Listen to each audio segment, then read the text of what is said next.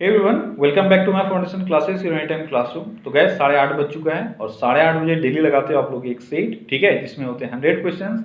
तो आज हम लोग एक और सेट इसमें करने जा रहे हैं, तो जल्दी से आप सभी आ जाओ क्योंकि ये सेट आपके बिहार ईएसआई एग्जाम जो होने वाला है और बिहार एसआई सभी के लिए बेहद इंपॉर्टेंट है, और कोई भी एग्जाम जहाँ पे भी जीके पूछा जाएगा उन सभी एग्जाम के लिए ये बेहद इंपॉर्टेंट है, ठीक है। तो जल्दी से आप सभी लाइव आ जाओ, उसके बाद फिर हम लोग स्टार्ट करते हैं आज का सेट। तो चलिए स्टार्ट करते हैं।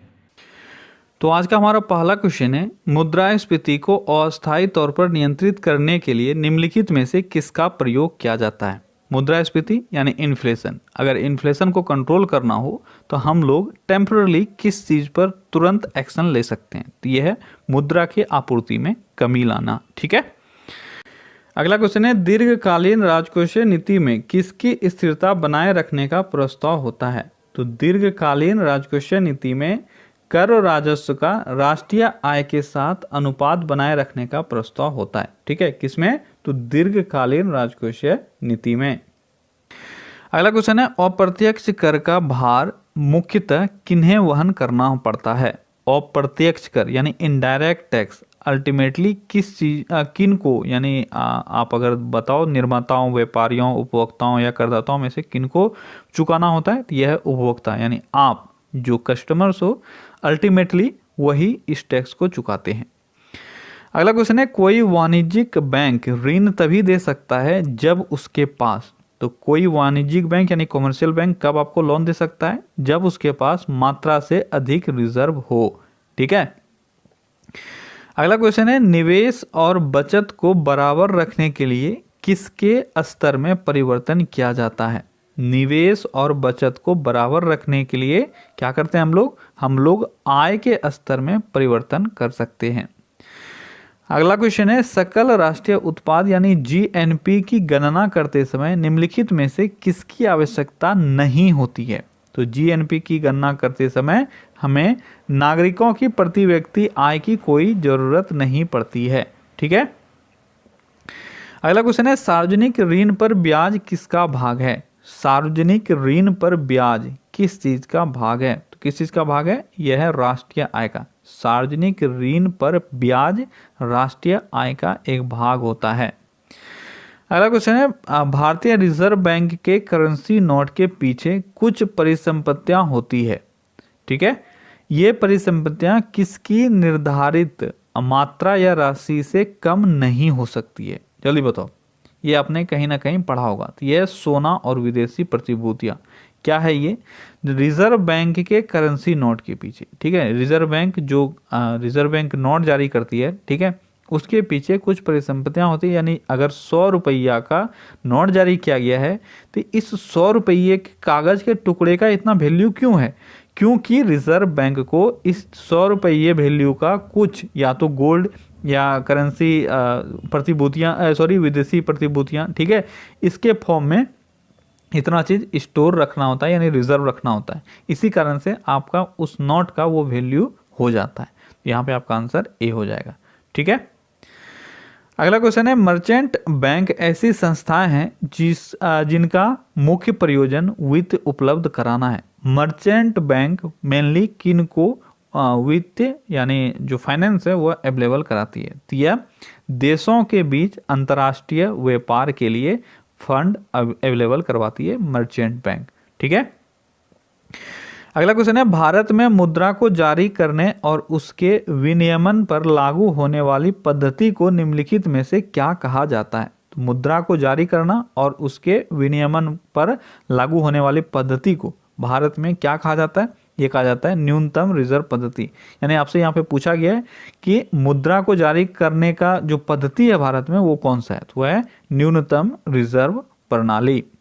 अगला क्वेश्चन है, औपनिवेशिक काल के दौरान निम्नलिखित में से वह क्षेत्र कौन सा था जिसमें मुख्यतः ब्रिटिश पूंजी का निवेश किया जाता था। तो ब्रिटिश पूंजी का निवेश औपनिवेशिक काल के दौरान मुख्यतः कृषि क्षेत्र में किया जाता था, ठीक है। अगला क्वेश्चन है, रक्षा मंत्री राजनाथ सिंह द्वारा किस स्थान पर हाल ही में कर्नल चेवांग रिनचेन सेतु का उद्घाटन किया गया। कर्नल चेवांग रिनचेन सेतु, इसका उद्घाटन कहाँ किया गया? इसका उद्घाटन लद्दाख में किया गया था। अगला क्वेश्चन है मुद्रा के अवमूल्यन से अभिप्राय है। मुद्रा के अवमूल्यन यानी डिवैल्यूएशन से क्या मतलब है? तो मुद्रा का डिवैल्यूएशन का मतलब है कि फॉरेन करेंसी के रिस्पेक्ट में अपने करेंसी का वैल्यू कम करना। तो आपका सही आंसर हो जाएगा बी, मुद्रा की बाहरी मूल्य में कमी लाना। ठीक है। अगला क्वेश्चन है दीन ए इलाही धर्म किसने शुरू किया था? दीन ए इलाही धर्म आसान सा क्वेश्चन है, यह शुरू किया गया था अकबर के द्वारा। ठीक है। अगला क्वेश्चन है हीनयान तथा महायान धर्म किसके दो भाग हैं? हीनयान और महायान यह बौद्ध धर्म के दो भाग हैं। अगला क्वेश्चन है योग दर्शन के प्रतिपादक कौन है? योग दर्शन के प्रतिपादक कौन है? यह है पतंजलि। ठीक है। अगला क्वेश्चन है कर्म का सिद्धांत संबंधित है। कर्म का सिद्धांत किससे संबंधित है? तो कर्म का सिद्धांत मीमांसा से संबंधित है। अगला क्वेश्चन है वैसाखी किस राज्य में मनाया जाने वाला प्रमुख त्योहार है? वैसाखी, वैसाखी मनाया जाता है पंजाब में। ठीक है। अगला क्वेश्चन है निम्नलिखित में से किस त्योहार में सूर्य की पूजा की जाती है? तो वह कौन सा त्योहार है जिसमें सूर्य की पूजा की जाती है? तो कौन सा त्योहार है? वह है आपका छठ, जो बिहार में मेनली मनाया जाता है। अगला क्वेश्चन है चूहों के मंदिर के नाम से विख्यात मंदिर कौन सा है? चूहों के मंदिर के नाम से विख्यात मंदिर ये कौन सा है? यह है करनी माता का मंदिर। कहाँ है ये करनी माता का मंदिर? ये राजस्थान में स्थित है। अगला क्वेश्चन है सांची का महान स्तूप कहाँ है? सांची का महान स्तूप कहाँ स्थित है? ये स्थित है मध्य प्रदेश में। अगला क्वेश्चन है Vivekananda Rock Memorial. Vivekananda Rock Memorial निम्नलिखित में से कहाँ स्थित है? तो विवेकानंद रॉक मेमोरियल ये कन्याकुमारी में स्थित है। अगला क्वेश्चन है जेरूसलम किन लोगों का, यहाँ पे को नहीं कहा होगा, ठीक है, किन लोगों का तीर्थ स्थल है? जेरूसलम किन का तीर्थ स्थल है? ईसाइयों का, यहूदियों का, मुस्लिमों का? बहुत ही बेहतरीन क्वेश्चन। ठीक है। और लास्ट ऑप्शन है इनमें से सभी। तो कुछ लोगों ने तो तुक्का लगा लिया इनमें से सभी, और उनका वह बिल्कुल सही है। ठीक है। जेरूसलम यहूदियों का, ईसाइयों का और मुस्लिमों का, इन सब का तीर्थ स्थल है। अगला क्वेश्चन है संगीत नाटक एकेडमी कहाँ स्थित है? संगीत नाटक एकेडमी कहाँ स्थित है? यह नई दिल्ली में स्थित है। और इसकी स्थापना कब हुई थी? 1952 में इसकी स्थापना हुई थी। अगला क्वेश्चन है भारत में प्रथम खुला विश्वविद्यालय कहाँ स्थापित हुआ? भारत में प्रथम ओपन यूनिवर्सिटी कहाँ स्थापित हुआ था? ये हुआ था हैदराबाद में। ये मैंने आपको बताया हुआ है। ठीक है। BR अम्बेडकर यूनिवर्सिटी ये था प्रथम ओपन यूनिवर्सिटी भारत का। अगर आपका हैदराबाद ऑप्शन में ना रहे तो आप न्यू दिल्ली ऑप्शन मारोगे, क्योंकि इंदिरा गांधी यूनिवर्सिटी खुला था वहां पे। अगला क्वेश्चन है द्रविड़ भाषाओं में सर्वाधिक बोली जाने वाली भाषा कौन सी है? द्रविड़ भाषाओं में सर्वाधिक बोली जाने वाली भाषा कौन सी है? ये आपका तेलुगु। ठीक है। अगला क्वेश्चन है राजीव गांधी का समाधि स्थल का नाम है। राजीव गांधी के समाधि स्थल का क्या नाम है? यह नाम है वीर भूमि। ठीक है। अगला क्वेश्चन है समुद्री मार्ग से भारत की खोज करने वाला प्रथम यूरोपीय व्यक्ति कौन था? समुद्री मार्ग से भारत की खोज करने वाला प्रथम यूरोपीय व्यक्ति है वास्को डी गामा। अगला क्वेश्चन है दक्षिणी ध्रुव पर पहुंचने वाला प्रथम व्यक्ति कौन है? दक्षिणी ध्रुव पर पहुंचने वाला प्रथम व्यक्ति कौन है? यह है एमुंडसेन। अगला क्वेश्चन है गीत गोविंद के रचयिता कौन है? आसान सा क्वेश्चन है। गीत गोविंद के रचयिता है जयदेव।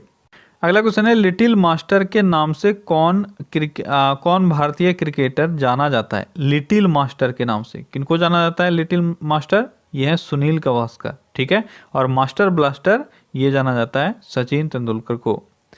अगला क्वेश्चन है एस शब्द किस खेल से जुड़ा हुआ है? एस शब्द किस खेल से जुड़ा है? किससे जुड़ा है? यह लॉन टेनिस से जुड़ा हुआ है। अगला क्वेश्चन है निम्नलिखित में से किस दिन भारत में तंबाकू विरोध दिवस मनाया जाता है? तंबाकू विरोध दिवस किस दिन मनाया जाता है? ये मनाया जाता है प्रत्येक वर्ष 31 मई को। अगला क्वेश्चन है हरगोविंद खुराना को किस क्षेत्र में विशिष्ट योगदान के लिए नोबेल पुरस्कार मिला था? हरगोविंद खुराना को किस क्षेत्र में नोबेल पुरस्कार दिया गया था? यह दिया गया था चिकित्सा के क्षेत्र में। अगला क्वेश्चन है अंतर्राष्ट्रीय मुद्रा कोष यानी IMF की स्थापना 1945 में हुई। ठीक है। इसका मुख्यालय कहाँ स्थित है? ये आपको बताना है। IMF का मुख्यालय कहाँ है? कहाँ है? यह है वाशिंगटन DC में। अगला क्वेश्चन है वाहनों को प्रस्थान करने या आगे बढ़ने का संकेत देता है कौन सा कलर? ट्रैफिक नियम का कौन सा कलर? आसान सा क्वेश्चन है। हरा कलर जो है वह वाहनों को आगे बढ़ने का संकेत देता है। अगला क्वेश्चन है, माउंट एवरेस्ट पर चढ़ने वाली प्रथम भारतीय महिला कौन थी? माउंट एवरेस्ट पर चढ़ने वाली प्रथम भारतीय महिला थी बिछेंद्री पाल। अगला क्वेश्चन है, भारत छोड़ो का नारा किसने दिया था? आसान सा क्वेश्चन है, ये दिया गया था महात्मा गांधी के द्वारा भारत छोड़ो आंदोलन के दौरान। अगला क्वेश्चन है, वायुवृद्ध पुरुष के नाम से किनको जाना जाता है? तो यह है दादा भाई नौरोजी, जिनको वायुवृद्ध के नाम से जाना जाता है। अगला क्वेश्चन है, ड्यूस मार्क कहाँ की मुद्रा है? ड्यूस मार्क कहाँ की मुद्रा है? तो ये जर्मनी की मुद्रा थी, है नहीं, ठीक है।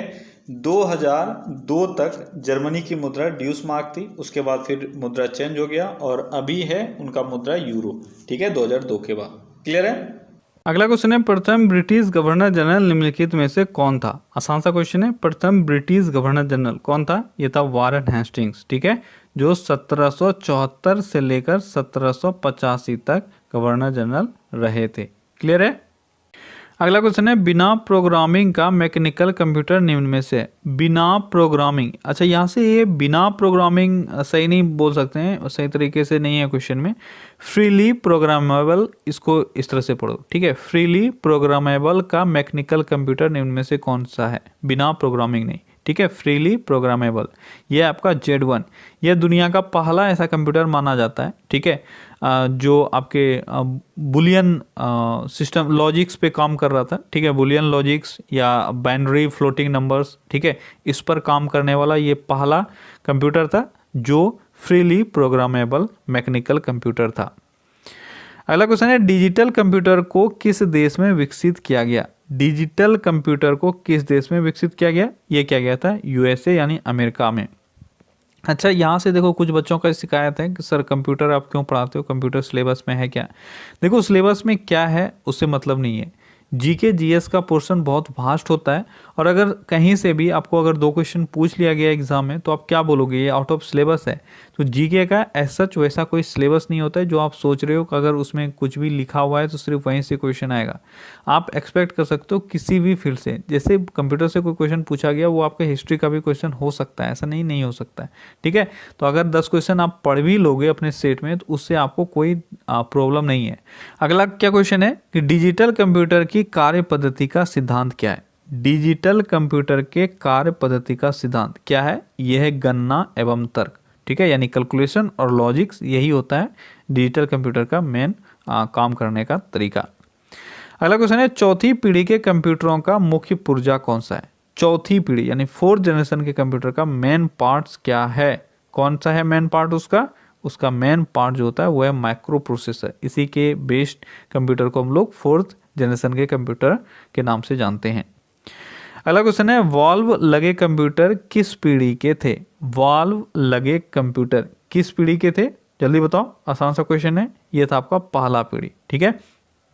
अगला क्वेश्चन है, इलेक्ट्रॉनिक कंप्यूटर का आविष्कार किसने किया? इलेक्ट्रॉनिक कंप्यूटर के आविष्कारक के रूप में किसको जाना जाता है? ये जाना जाता है मोजले और एकर्ड को, ठीक है। और कंप्यूटर ये है चार्ल्स बेबेज। कंप्यूटर का अगर आविष्कारक पूछा जाए तो ये हो जाएंगे चार्ल्स बेबेज, लेकिन यहाँ पे सिर्फ कंप्यूटर नहीं पूछा जा रहा है, इलेक्ट्रॉनिक कंप्यूटर पूछा जा रहा है, ठीक है। कौन हो जाएंगे ये हो जाएंगे मोजले और एकर्ड, ठीक है। अब आप क्या बोलोगे, ये कंप्यूटर का क्वेश्चन आपसे नहीं पूछा जा सकता है? ये तो आपका आविष्कारक का क्वेश्चन हो गया, ये भी आपसे पूछा जा सकता है, ठीक है। अगला क्वेश्चन है, सैटेलाइट लिंक किस फ्रीक्वेंसी का उपयोग करता है? सैटेलाइट लिंक किस फ्रीक्वेंसी का उपयोग करता है? यह करता है 4 से 12 मेगाहर्ट्ज के फ्रीक्वेंसी का, ठीक है। अगला क्वेश्चन है, सूचना प्रसार के लिए रेडियो, माइक्रोवेव और सैटेलाइट चैनल खुले अंतरिक्ष में किसका उपयोग करते हैं? किसका उपयोग करते हैं? जल्दी बताओ, किसका उपयोग करते हैं सूचना प्रसार के लिए रेडियो, माइक्रोवेव और सैटेलाइट चैनल? तो यह आकाशीय प्रसारण का उपयोग करते हैं। सिंपल सा क्वेश्चन है, ठीक है। अगला क्वेश्चन है, भारत की संसद द्वारा दल बदल विरोधी कानून किस वर्ष में पारित किया गया था? भारत की संसद के द्वारा दल बदल विरोधी कानून कब पारित हुआ? ये हुआ था 1985 में, ठीक है। और वो कौन सा अमेंडमेंट था? जल्दी बताओ। तो वो था 52वां अमेंडमेंट, ठीक है। अगला क्वेश्चन है, 1942 ईस्वी में भारत छोड़ो आंदोलन आरंभ करने के लिए कौन सा मुख्य कारण था? 1942 में भारत छोड़ो आंदोलन कार्यक्रम जो लॉन्च किया गया था उसका मेजर कारण क्या था? उसका था क्रिप्स मिशन की विफलता। अगला क्वेश्चन है, हुमायूं को किस लड़ाई में पराजय के बाद भारत से भागना पड़ा था? हुमायूं को किस लड़ाई के बाद भारत से भागना पड़ा था? वो लड़ाई कौन सा था? वो था कन्नौज या बिलग्राम का युद्ध। ठीक है, इस युद्ध के बाद, ये युद्ध हुआ था 1540 ईस्वी में, और इस युद्ध के बाद हुमायूं को भागना पड़ा था। अगला क्वेश्चन है, निम्न में से किसको भारतीय नेपोलियन कहा जाता है? भारतीय नेपोलियन किसको कहते हैं हम लोग? किसको कहते हैं? ये कहते हैं समुद्रगुप्त को। अगला क्वेश्चन है, किस आंदोलन को हिंदुओं और मुसलमानों दोनों का समर्थन मिला था? हिंदू और मुसलमान दोनों ने मिलकर किस आंदोलन में भाग लिया था? वो कौन सा आंदोलन था? वो था आपका असहयोग आंदोलन। ठीक है, 1920 ईस्वी में ये स्टार्ट हुआ था, और इसमें हिंदुओं का भी समर्थन था और मुसलमानों का भी समर्थन था। अगला क्वेश्चन है, इंडिया एनर्जी फोरम ने किस शहर में न्यूक्लियर एनर्जी कॉन्क्लेव 2019 का आयोजन किया है? इंडिया एनर्जी फोरम ने न्यूक्लियर एनर्जी कॉन्क्लेव 2019 का आयोजन कहाँ किया? ये क्या है? नई दिल्ली में। अगला क्वेश्चन है, अंग्रेजी को शिक्षा का माध्यम बनाने का मैकाले का विचार किस गवर्नर जनरल ने स्वीकार किया? तो अंग्रेजी को शिक्षा का माध्यम बनाने का जो मैकाले का विचार था, इसको हम लोग मैकाले मिनट के नाम से जानते हैं। ठीक है, इसको 1935 में इसने पेश किया था। ठीक है, और उस वक्त गवर्नर जनरल कौन थे? Lord William Bentinck. ठीक है, विलियम बेंटिक 28 से लेकर 35 तक रहे थे, और इन्होंने ही मैकाले मिनट को स्वीकार किया था। अगला क्वेश्चन है, गॉडविन ऑस्टिन है एक, आसान सा क्वेश्चन है, गॉडविन ऑस्टिन क्या है? यह एक शिखर है और भारत का सर्वोच्च शिखर है। ठीक है, जिसको हम लोग K2 के नाम से भी जानते हैं। अगला क्वेश्चन है, टाइफून प्रायः आते हैं, तो टाइफून प्रायः आपको किस क्षेत्र में देखने को मिलेगा? तो टाइफून प्रायः आपको चीन और जापान के समुद्रों में देखने को मिलेगा।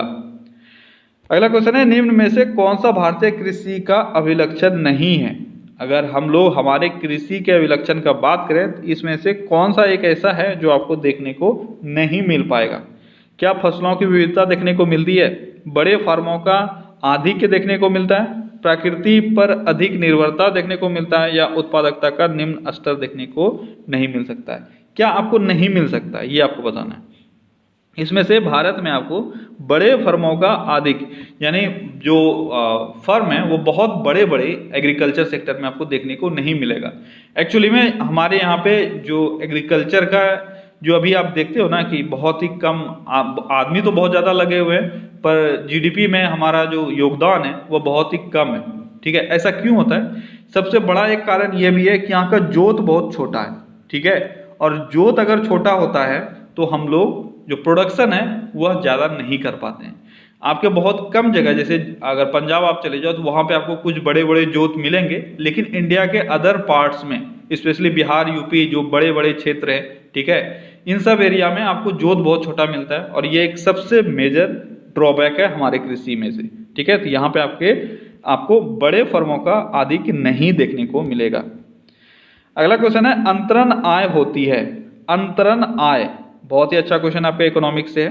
अंतरण आय किसको कहते हैं? अंतरण आय, इसको हम लोग ट्रांसफर इनकम भी कहते हैं। ठीक है, तो ये क्या होती है? देखो, अंतरण आय वो होता है जो आपने कमाया नहीं है। ठीक है, किसी के द्वारा आपको दे दिया गया है, उसको हम लोग अंतरण आय बोल सकते हैं। जनरली ये सरकार के द्वारा दिया जाता है। अब यहाँ से आप ऑप्शन देखो और आंसर करो। वह आय जो किसी उत्पादन प्रक्रिया से न बनी हो। क्या ये लगता है आपको सही आंसर होगा? बिल्कुल लगता है, क्या होना ही चाहिए। अगर आपको नहीं लगता है तो आंसर नहीं होगा क्या? बड़े आए आप लोग लगने वाले, लगना नहीं है, आंसर देना है यहाँ पे। ठीक है, चलो कोई बात नहीं, तो ये आपका सही आंसर होगा। ठीक है, अंतरण आय उस आय को कहते हैं जो किसी उत्पादन प्रक्रिया से न बनी हो। जैसे आपका कोई सब्सिडीज आपको दिया जाता है, सब्सिडी मिल गया, गैस सब्सिडी या किसी भी चीज में, ठीक है, पेंशन वगैरह मिल जाता है, स्टूडेंट वगैरह को प्रोत्साहन राशि दी जाती है, तो इन सारी चीजों को हम लोग अंतरण आय बोलते हैं। एग्जाम्पल याद रखना जो मैंने अभी बताया। अगला क्वेश्चन है, विश्व व्यापार संगठन ने किसका स्थान लिया था?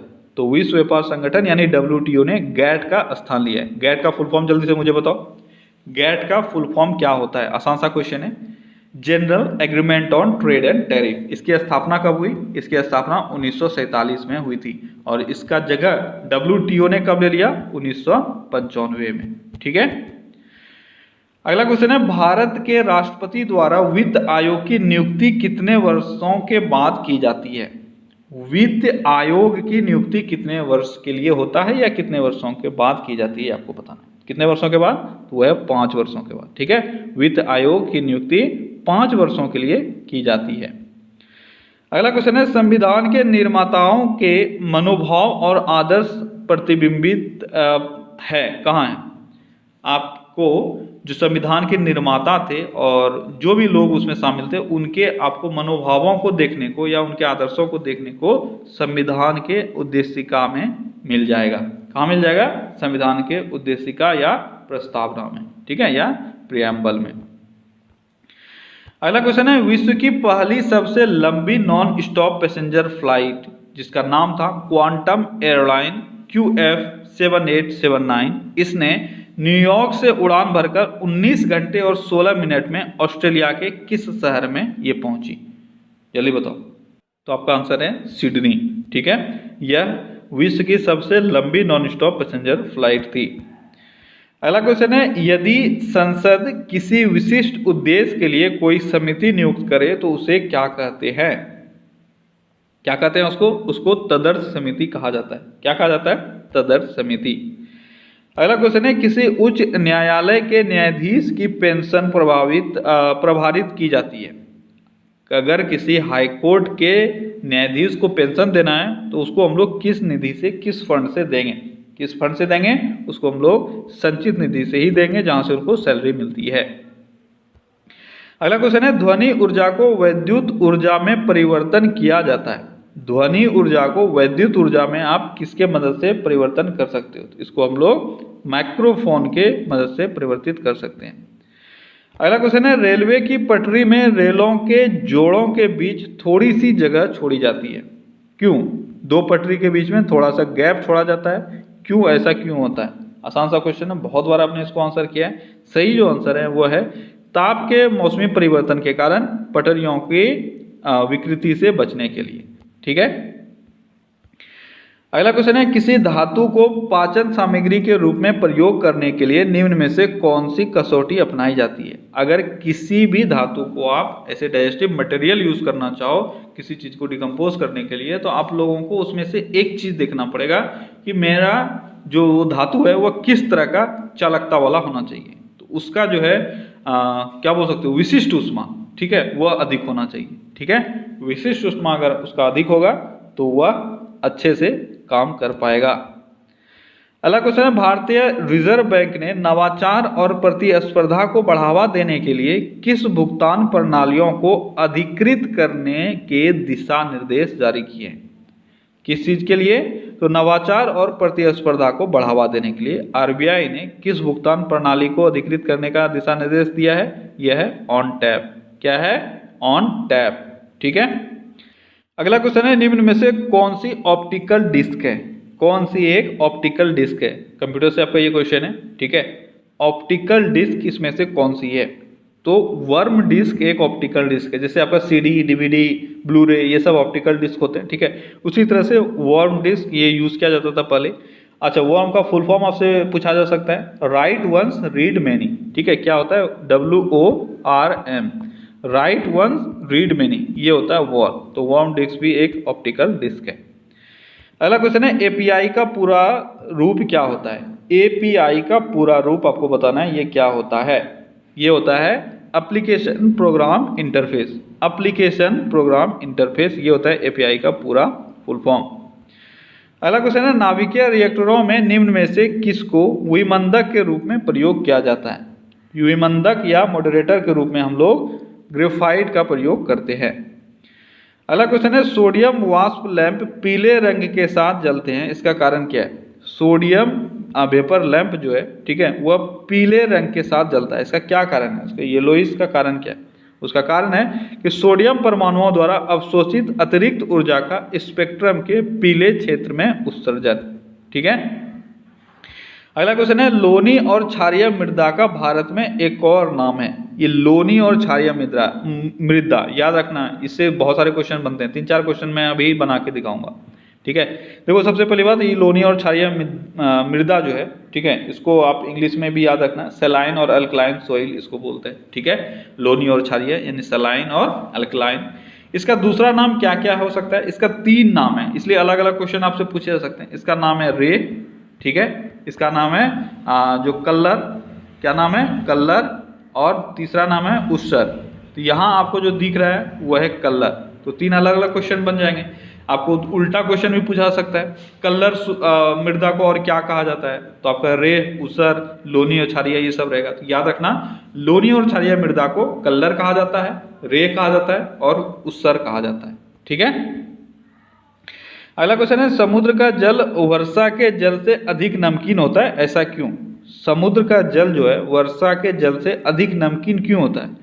क्योंकि जब बारिश होती है तो वह क्या करता है, जमीन पे जो भी, हर जगह तो ये नहीं होता है, जहाँ पे भी रॉकी एरिया है, ठीक है, जहाँ पे सॉल्टी एरिया है, वहाँ पे अगर बारिश हुई तो वो सारा जो वहाँ का सॉल्ट है वो खींच कर कहाँ लेके जाता है? समुद्र में, और वहाँ जाके डिपोजिट कर देता है। तो क्या कारण हो जाएगा? नदियाँ जो है वह मिट्टी से नमक धोकर उन्हें समुद्र में डाल देती है, इस कारण से समुद्री जल अधिक खारा हो जाता है। अगला क्वेश्चन है, निम्न में से कौन सा मिलान सही नहीं है? कौन सा मिलान सही नहीं है आपको देखना है। भिलाई स्टील प्लांट महाराष्ट्र, क्या ये सही है? यही तो गलत है। भिलाई स्टील प्लांट कहाँ है? कोई मुझे जल्दी से बताओ, भिलाई स्टील प्लांट कहाँ है? रेस्ट आपका सब सही है, भिलाई स्टील प्लांट यही आपका गलत है, ठीक है। तो भिलाई स्टील प्लांट कहाँ है? भिलाई स्टील प्लांट है छत्तीसगढ़ में। कहाँ है? भिलाई छत्तीसगढ़ में है, और इस कारण से ये आपका गलत हो जाएगा। रेस्ट आप याद कर लो, बोकारो स्टील प्लांट ये झारखंड में है, राउरकेला स्टील प्लांट ये ओडिशा में है, दुर्गापुर स्टील प्लांट ये पश्चिम बंगाल में है, ठीक है। अगला क्वेश्चन है, डीएनए में पाई जाने वाली शर्करा है, डीएनए में पाई जाने वाली शर्करा या ग्लूकोज क्या होता है? या शुगर बोल सकते हैं, ग्लूकोज नहीं, शुगर कौन सी है? बहुत ही अच्छा क्वेश्चन। ये आपका पेंटोज, ठीक है। देखो डीएनए से मैं एक थोड़ा सा बता रहा हूँ, बहुत इंपॉर्टेंट है, और अलग अलग तरह के क्वेश्चन आपसे यहाँ से बनते हैं, ठीक है, इसलिए आप इसको याद रखना, आपके लिए बेहद important exam point of view से रहेगा ये। सबसे पहली बात, डीएनए किस चीज से बना होता है? अगर ये आपसे पूछा जाए तो आप जानते हो न्यूक्लियोटाइड, किस चीज से? न्यूक्लियोटाइड से बना होता है, इसको आप नोट डाउन कर लेना, ठीक है। अब ये न्यूक्लियोटाइड किस चीज से बना होता है? तो न्यूक्लियोटाइड 3 चीजों से बना होता है। एक आपका है फॉस्फेट ग्रुप, ठीक है, एक आपका है शुगर ग्रुप, और एक आपका है नाइट्रोजन बेस, ठीक है। तो कई बार आपसे पूछा गया है कि बेस की तरह हम लोग क्या यूज करते हैं? नाइट्रोजन यूज करते हैं। तो 3 चीज, सबसे पहले डीएनए किससे से बना हुआ है? न्यूक्लियोटाइड से। न्यूक्लियोटाइड किससे से बना हुआ है? फॉस्फेट ग्रुप, शुगर ग्रुप और नाइट्रोजन बेस। क्लियर हो गया? अब ये जो नाइट्रोजन बेस है ये किन चीजों से बना होता है? तो ये 4 चीजों से बना होता है। क्या क्या? तो यहाँ पे अब आपका होता है एडेनिन, गुआनिन, थायमिन, साइटोसिन, आपने सुना है ना, वही है, ठीक है। एडेनिन, गुआनिन, थायमिन और साइटोसिन, ये 4 चीजों से बना होता है nitrogen base. Nitrogen base clear हो गया, ठीक है। अब एक और क्वेश्चन पूछा जाता है कि शुगर बेस किन चीजों से बना होता है? शुगर बेस जो अभी आपसे क्वेश्चन पूछा गया था, ठीक है। तो शुगर बेस जो है ये पेंटोज शुगर से बना होता है। किससे? पेंटोज। पेंटोज क्या हो गया? पेंटोज में 5 रिंग होते हैं, जिसको हम लोग पेंटोज बोलते हैं। अब इसी का 2 रूप है, राइबोस और डायराइबोस, ठीक है, डीऑक्सीराइबोस। राइबोस और डीऑक्सीराइबोस जो डीएनए के फुल फॉर्म में आता है, ठीक है, डीऑक्सीराइबो न्यूक्लिक एसिड, ये आपका फुल फॉर्म आता है, ठीक है। तो यहीं से आपका आता है पेंटोज शुगर का 2 फॉर्म हो गया, राइबोस के फॉर्म में और डीऑक्सीराइबोस के फॉर्म में। तो यहीं से आपसे क्वेश्चन पूछा गया था, ठीक है। ये सारे चीजें अगर आपके दिमाग में रहे तो कोई भी क्वेश्चन आपसे पूछा जाए तो आपका छूटेगा नहीं, ठीक है। तो यहाँ आपका आंसर हो जाएगा पेंटोज। अगला क्वेश्चन है, बीज किसके बिना अंकुरित हो सकता है? इन 4 ऑप्शन में से आप क्या हटा लोगे, उसके बिना भी बीज अंकुरित हो सकता है। तो वह है आपका पर्याप्त प्रकाश। प्रकाश का बीज के अंकुरण में कोई रोल नहीं होता है। अगला क्वेश्चन है, सामान्यतः जीव अपना स्थान बदल सकते हैं, किंतु निम्न में से कौन सा जीव स्थान नहीं बदल सकता है? इन चारों में से एक ऐसा जीव है जो अपना स्थान नहीं बदल सकता है। वह कौन सा जीव है? वह है आपका स्पंज, ठीक है, यह स्थान नहीं बदल सकता है। अगला क्वेश्चन है, सूक्ष्म जीवों द्वारा कार्बनिक यौगिक से अल्कोहल के उत्पादन को क्या कहते हैं? जो माइक्रोब्स है उसके द्वारा जो कार्बोनिक कंपाउंड्स है उसको अल्कोहल में परिवर्तन कर दिया जाता है, और इसको हम लोग किण्वन या फर्मेंटेशन कहते हैं। अगला क्वेश्चन है, ओडोंटोलॉजी विज्ञान की एक शाखा है, उसका संबंध किसके अध्ययन से है? ओडोंटोलॉजी, जल्दी बताओ, ओडोंटोलॉजी के अंतर्गत किसका अध्ययन किया जाता है? तो दांत का अध्ययन किया जाता है ओडोंटोलॉजी के अंतर्गत। अगला क्वेश्चन है, ओकशेरुकी में नहीं होता है। ओकशेरुकी या इनवर्टेब्रेट्स में क्या नहीं होता है? तो उनका पृष्ठ रज्जु या नोटोकॉर्ड उसमें नहीं पाया जाता है। ठीक है। अगला क्वेश्चन है, स्ट्रेट फ्रॉम द हार्ट पुस्तक किसने लिखा है? स्ट्रेट फ्रॉम द हार्ट किनके द्वारा लिखा गया है? ये लिखा गया है कपिल देव के द्वारा। अगला क्वेश्चन है, फ्रेंच ओपन 2019 में मिक्स्ड डबल का खिताब किसने जीता? फ्रेंच ओपन 2019 में मिक्स्ड डबल का खिताब किसने जीता? किसने जीता था? ये जीता गया था केविन क्रेविट्स और एंड्रियास माइस के द्वारा। किसके द्वारा? केविन क्रेविट्स और एंड्रियास माइस के द्वारा फ्रेंच ओपन 2019 का मिक्स्ड डबल खिताब जीता गया था।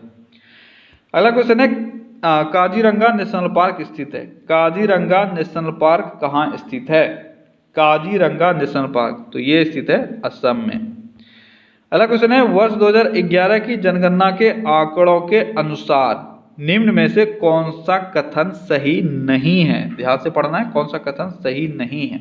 जल्दी पढ़ो और आंसर करो। चलो पढ़ता हूं मैं भी आपके साथ। पहला ऑप्शन है, बिहार की साक्षरता दर सबसे कम है।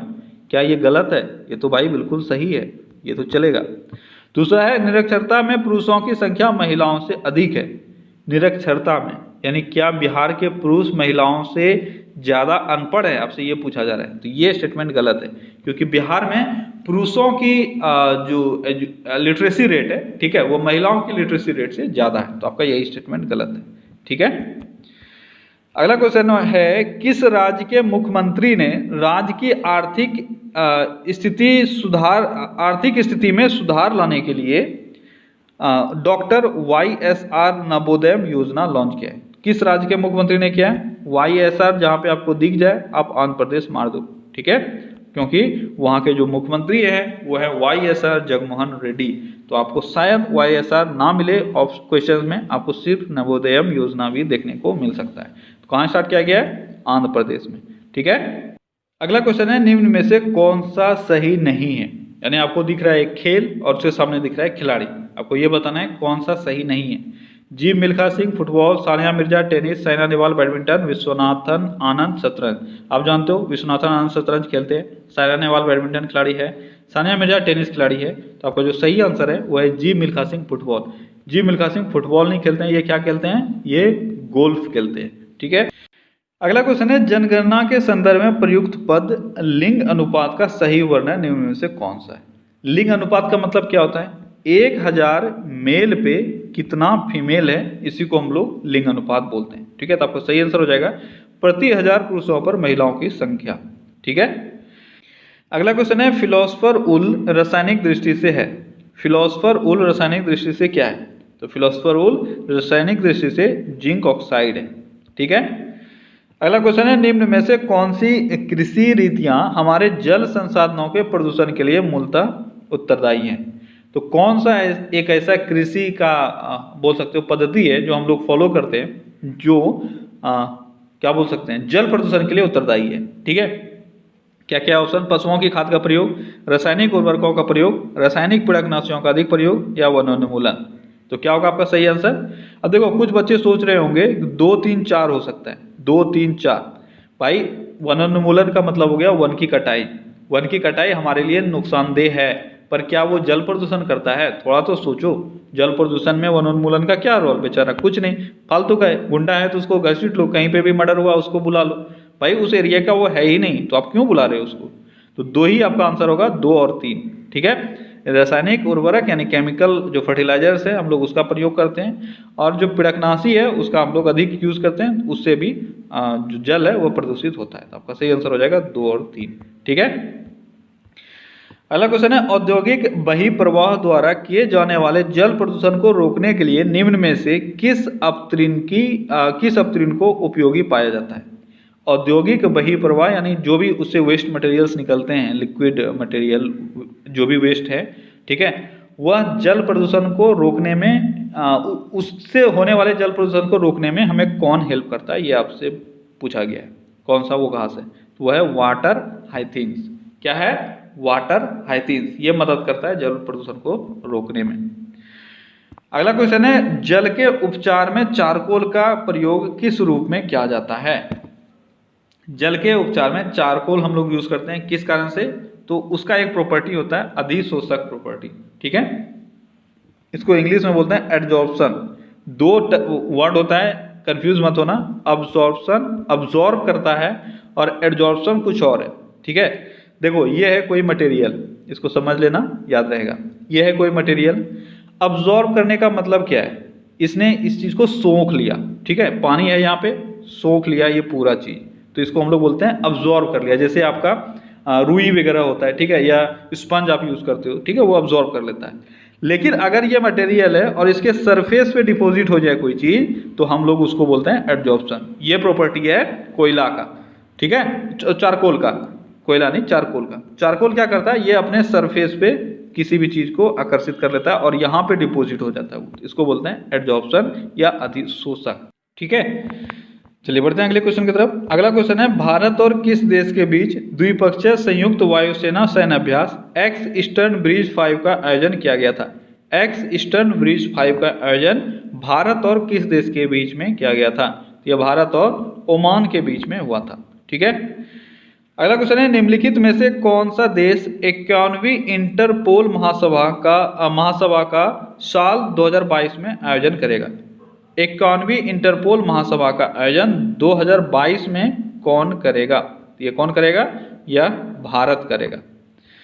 अगला क्वेश्चन है, हर वर्ष नोबेल पुरस्कार दिए जाते हैं कहाँ, किस जगह पर नोबेल पुरस्कार आपको दिया जाता है, ये दिया जाता है स्टॉकहोम में, ठीक है। अगला क्वेश्चन है, अफ्रीका में सबसे घनी आबादी और प्रचुर तेल वाला देश कौन सा है। अफ्रीका में सबसे घनी आबादी और प्रचुर तेल वाला देश कौन सा है, यह है नाइजीरिया, ठीक है। तो ओके गाइस, तो ये था आज का टॉप 100 क्वेश्चन। आई होप कि पर डे की तरह आज का सेट भी आपको अच्छा लगा होगा। अगर अच्छा लगा तो एक लाइक ठोक दो यार, अभी तक आपने नहीं किया तो। आई होप कि आप लोग तो इतना देर में तो कर ही देते हो यार, ठीक है, क्योंकि ये सब चीज के लिए बोलना जरूरी नहीं है। और क्या अभी भी कोई ऐसा आपका फ्रेंड बचा हुआ है जिसको आपने शेयर नहीं किया है, अगर बच गया है वैसा कोई तो कर दो यार। जो भी यूज करते हो, व्हाट्सएप, फेसबुक, जहाँ पे भी आप यूज करते हो, टेलीग्राम वगैरह जो भी यूज करते हो, आप शेयर कर दो ताकि सब लोगों तक हम लोगों का पहुंच बन सके, ठीक है। चलिए कल फिर से मिलते हैं अगले सेट में। Till then take care, bye bye.